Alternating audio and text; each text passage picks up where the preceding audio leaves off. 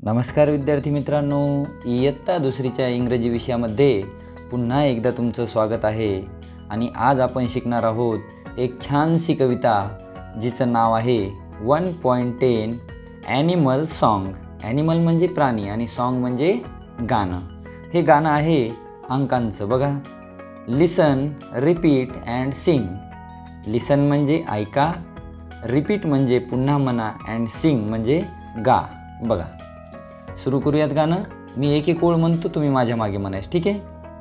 हेन हेन count to 10 म्हणा। हेन हेन काउंट टू 10। गोट got get your coat. Got got get your coat. त्यानंतर mouse mouse build a house. माऊस माऊस build a house. Chick chick make it quick म्हणा। chick chick make it quick। पुढे बघा, cat cat find your hat। cat cat find your hat।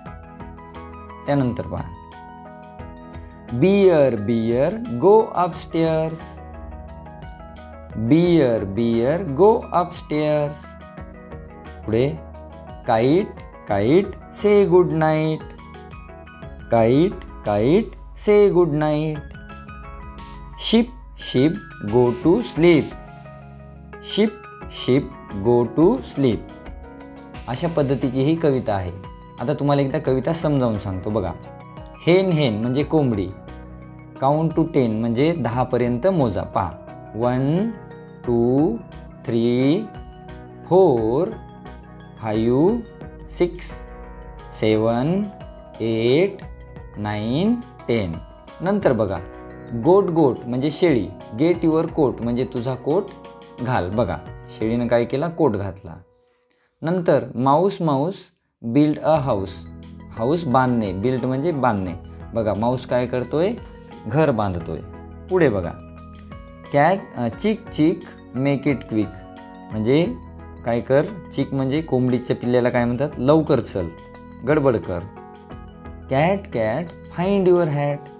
Cat काय कर? तुझी hat शोध।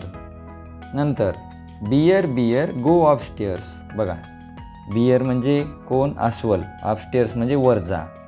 नंतर kite kite say good night. बघा, काईट पक्षी काय म्हणतो? Good night. आणि ship ship go to sleep. पहा, शिप काय? स्लीप म्हणजे झोपली। आता याचा प्रश्न बघा, listen repeat and tell more rhyming words. Rhyming word सांगायचे, ठीक आहे? आता पहा, 10 हेन, कोट गोट, हॅट कॅट। रायमिंग वर्ड म्हणजे असे शब्द ज्यांचा आवाज सारखा असतो, ठीक आहे?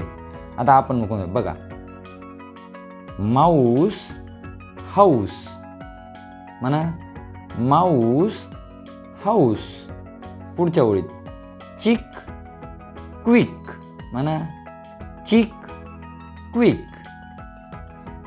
कॅट हॅट हा झालेला आहे। पुढे बघा, बियर अपस्टेअर। बियर अपस्टेअर।